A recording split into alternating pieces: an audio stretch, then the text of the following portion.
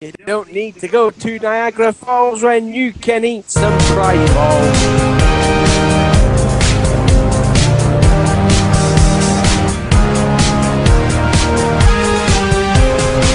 What's up, Diecast collectors and Diecast reviewers on YouTube? Welcome to the NASCAR Diecast news show, hosted by me, Original Big Bri, as always. So, guys, we got another week of a big shipment of NASCAR Diecast from our good friends at Plan B Sales and or K-State Diecast.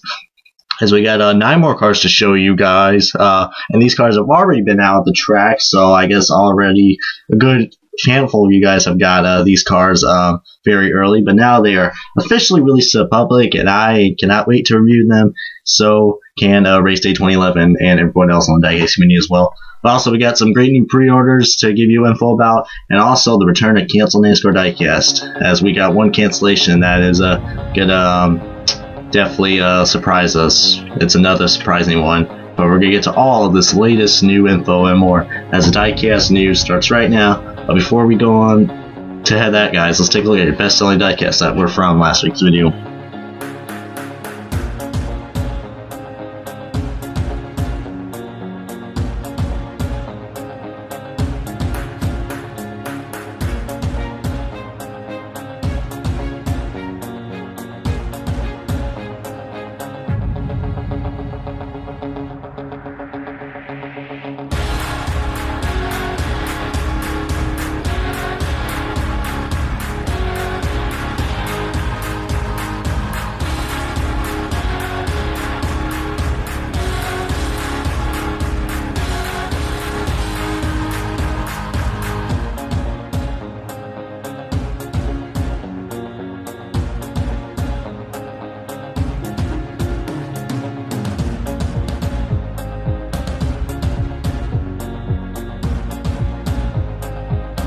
Alrighty, folks, so let's begin the NASCAR Diecast news with my review slash intake on the newly released diecast that have arrived. Just like I did last week, guys, I will only be reviewing the cars that have paint scheme differences. Yeah, so that's going to exclude the Brad Keselowski Miller Lite, the Kevin Harvick Budweiser 2014 champ, the Trevor Bayne Admiral Care Cup car, since that's basically the same as the Nationwide car, but just on the Cup car. I know that one was very important, but still, not much of a change. And the 2 Tony Stewart cars, the Rush Truck Centers and the Co3 Associates.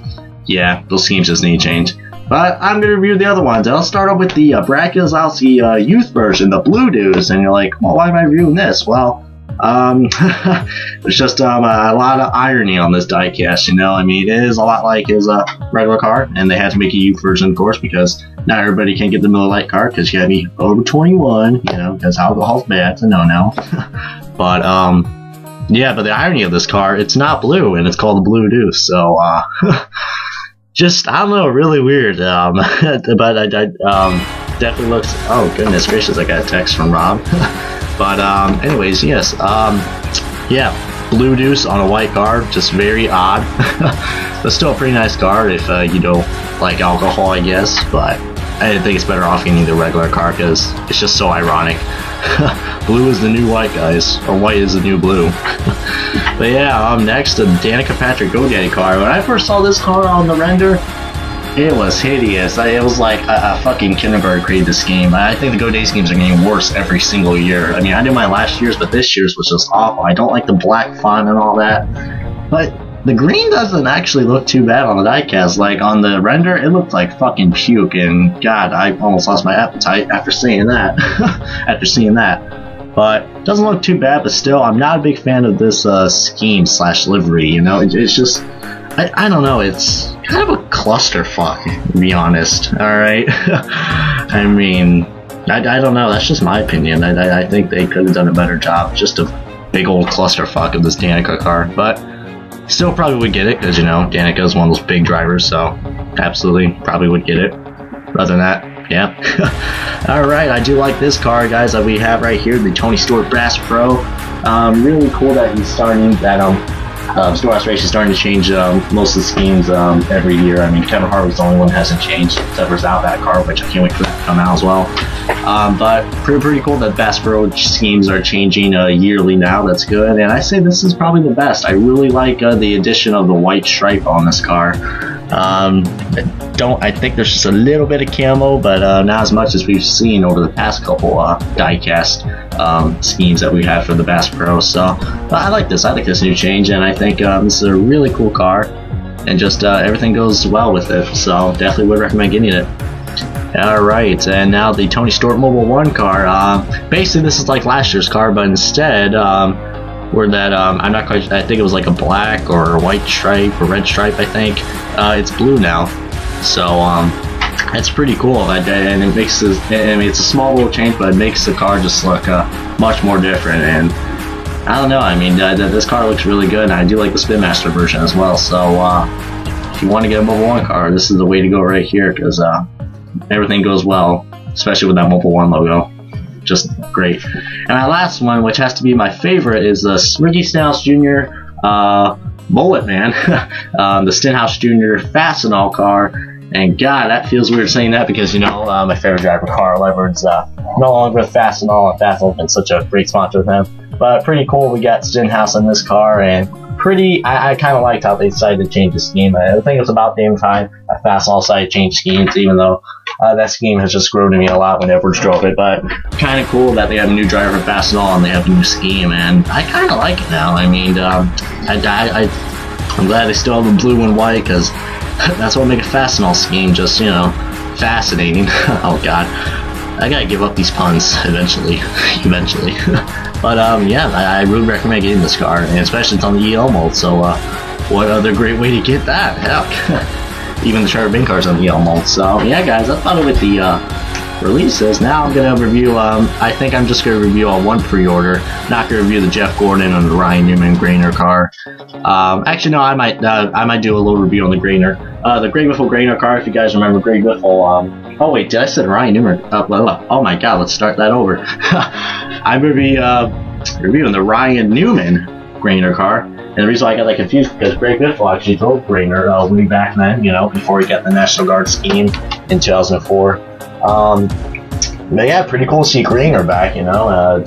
I guess Newman has a new sponsor. Oh God, I'm gonna kill myself with all these damn puns. But pretty cool. I mean, it's a little bland, but I like it, and kind of cool that a lot of familiar guys are getting with familiar schemes now. But I like it. It's pretty cool. Now I'm reviewing, let's see, the pre-order for Sam Hornish Jr.'s Medallion Bank car. And a lot of people on Instagram did not really like this car. They said it was very ugly. But I think it will look good on the diecast. I mean, usually when there's an ugly render, it will look better on the diecast more. But this car, I think, has some sort of historical influence on it. This car, I didn't know who it was, but one of my good friends at JGO NASCAR pointed out to me. This car has a lot of similarities, like the car that David Pearson drove in like late 60s to I believe like 1970, I believe. Yeah. I think that's pretty cool. I mean, I'm not really the biggest Sam Hornish Jr. fan out there, but kind of cool they decided to have a little fun with the scheme and decided to bring back some history into that. You know, because it's pretty. I think that's pretty cool, though. I think it could be a coincidence, but I don't know. Maybe I don't know. Maybe it was a coincidence because I'm not quite sure. Why would they have this scheme other than it looks like David Pearson's livery for back then? But yeah, I like it. I think it'll look good on the diecast, and you know what? Heck, be something to look forward to besides that damn Twisted Tea car. But yeah. Hey guys, I'm going to review the last thing, and it is sad news. Very sad news. As you guys know, it's been a really bad year for Austin Dillon, especially with diecast. We had the Green car getting canceled for the Xfinity cars, and then we had the Fast Pro Shops getting canceled, and man, that was a nice car. It looked way better than last year. I like the white number. Well, it gets any worse, because now his American NFL scheme has been canceled for both scale. I'm not quite sure what is up with all the hate for Austin Dillon. I guess people just still do not like him driving the 3, and people think he's a total douchebag. but he's not selling that much diecast this year, which is very unfortunate, you know. I mean, I know Dylan hasn't really proved himself to be in the Cup Series. I mean, he has, but hasn't really done a decent job. I mean, give him time. I think he will grow on to that 3. I mean, he's still kind of a new guy, but kind of disappointing for any Austin Dillon fans out there. They get lesser diecast. I mean, he had a good variety of diecast last year and a whole variety of colors, but this year, hell, if they make a Mike Coogan car this year, hope to God that does get canceled, because I always look forward to that review. But I don't know, I think Austin Dillon cars are joining the list with Regan Smith diecast and all that. Just, I don't know, very unfortunate that that's happening, and hopefully not too many other familiar names will get onto the cancellation. But very unfortunate. I did like this scheme. I liked all the green that it had on it. I mean, it was a nice little change from last year's. Last year's was a little plain, but I still liked it. But I like it whenever they make paint scheme changes. But man, that's just very unfortunate that they had to cancel this. And I don't know. Who knows what Lionel's gonna surprise us more? Maybe they might save some diecast like they did with the. They might save or re-hold cancellation like they did with the Kevin Harvick armor car. So I don't know, guys, but yeah. Anyways, guys, that's about it with the diecast news. Hope you guys enjoyed this video as always. This was episode 121. Holy crap, that's awesome. But yeah, if you guys enjoyed this video quite thoroughly, please give it a good comment, like it. If you guys are ready to subscribe for more of diecast news or anything diecast out there, you know, check our Facebook, Instagram, you know, all that wonderful, lovely horse shit, you know where it's at. I'm not gonna tell you, but you guys know where it's at. Come on. Also check out the Diecast Countdown. I will be making that video right after this.